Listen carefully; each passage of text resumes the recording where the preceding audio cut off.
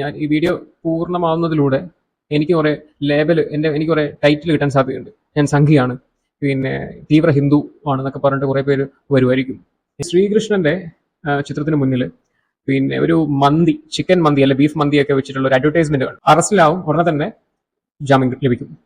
അപ്പോൾ ഇതിന് വലിയൊരു പ്രാധാന്യം ഉണ്ടെന്ന് എനിക്ക് തോന്നുന്നില്ല. ഹൈന്ദവാചാരങ്ങളെയോ വ്രണപ്പെടുന്ന രീതിയിൽ ഇങ്ങനൊരു ചിത്രം പങ്കുവച്ച വ്യക്തി ഒരു മുസ്ലിമാണ്. അദ്ദേഹം ലീഗ് നേതാവോ അങ്ങനെ എന്തോ ആണ്. അദ്ദേഹത്തിന് ഈ പറഞ്ഞ ന്യൂനപക്ഷക്കാരുടെ സപ്പോർട്ട് തീർച്ചയായിട്ടും ഉണ്ടാവും.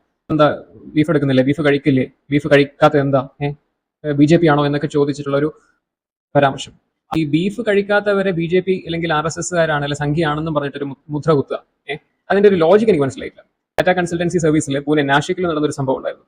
7ഓളം പേര് വരുന്ന ഒരു 12 പേര് അടങ്ങുന്ന സംഘം കോതമംഗലത്ത് ഒരു പെൺകുട്ടി സൂയിസൈഡ് ചെയ്യുകയും ആ ആത്മഹത്യാക്കുറിപ്പിൽ വളരെ വ്യക്തമായിട്ട് എല്ലാ കാര്യങ്ങളും ആ കുട്ടി എഴുതി വെച്ചിട്ടുണ്ട്. മാത്രമല്ല സഹപാഠികളുടെ അതേപോലെ വീട്ടുകാരുടെ എല്ലാം ഒപ്പീനിയൻ അല്ലെങ്കിൽ മൊഴി അനുസരിച്ചിട്ട് അതിന്റെ ഉത്തരവാദി അല്ലെങ്കിൽ ആ പറഞ്ഞ ആത്മഹത്യക്ക് പ്രേരിപ്പിച്ച ഒരു വ്യക്തി എന്നുള്ളത് ഈ പെൺകുട്ടിയുടെ കാമുകനാണ്. അദ്ദേഹം ഒരു മുസ്ലിം നാമധാരിയാണ്.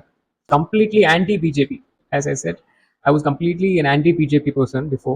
നട് റോട്ടിൽ വെച്ചിട്ട് 2 പേര് സഹോദരങ്ങൾ ചേർന്ന് പിന്നെ ഇടിച്ച് കൊലപ്പെടുത്തിയിട്ടുണ്ടായിരുന്നു. ഒരു പീഡന കേസ്, ഒരു പോക്സോ കേസ് തന്നെ ഈ അടുത്ത് കഴിഞ്ഞ 2-3 ദിവസങ്ങളിലായിട്ട് ഒരു 5-6 പോക്സോ കേസ് എന്റെ ശ്രദ്ധയിൽപ്പെട്ടിട്ടുണ്ട്. ഈ അന്യമതസ്ഥന്റെ കൂടെ ഒളിച്ചോടി പോയി കഴിഞ്ഞാൽ, അല്ലെങ്കിൽ വിവാഹം കഴിക്കാൻ താല്പര്യപ്പെട്ട് കഴിഞ്ഞാൽ അത് വലിയ ഹറാമാണെന്നും തിരിച്ചൊരു പെൺകുട്ടി ഒരു പെൺകുട്ടി തന്റെ ഈ പറഞ്ഞ സമുദായത്തിലോട്ട് വരുന്ന സമയത്ത് അത് ഓക്കെ, അത് ഹലാലാണ്. അങ്ങനൊരു സങ്കല്പം മതപരമായിട്ടുള്ള കാര്യങ്ങൾ കൊണ്ട് മാത്രമാണ് ഇറാനെ സപ്പോർട്ട് ചെയ്യുന്നതും അല്ലെങ്കിൽ പലസ്തീനെ സപ്പോർട്ട് ചെയ്യുന്നതും.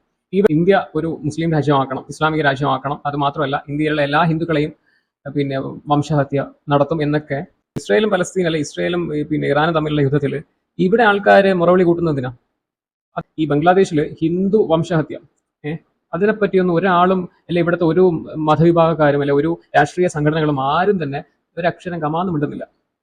മുഹമ്മദ് അയാൻ എന്ന് പറഞ്ഞ അയാനും അവന്റെ കൂട്ടാളിയും ചേർന്ന് 180-ലധികം പെൺകുട്ടികളെ, അന്യമതസ്ഥരായിട്ടുള്ള പെൺകുട്ടികളുടെ, ഈ മൈനർ ആയിട്ടുള്ള പെൺകുട്ടികളുടെ കൂടെ പിന്നെ ലൈംഗിക ബന്ധത്തിൽ ഏർപ്പെട്ടുകൊണ്ട് അല്ല അവരുടെ നഗ്ന ദൃശ്യങ്ങൾ പിന്നെ കൈക്കലാക്കി അത് ഷെയർ ചെയ്യുകയും അത് വെച്ച് ഭീഷണിപ്പെടുകയും fuck you Germany, fuck you Germany, fuck you England, fuck you Canada എന്നൊക്കെ പറഞ്ഞുകൊണ്ട് അവിടെ പ്രൊട്ടസ്റ്റ് ചെയ്യാണ്.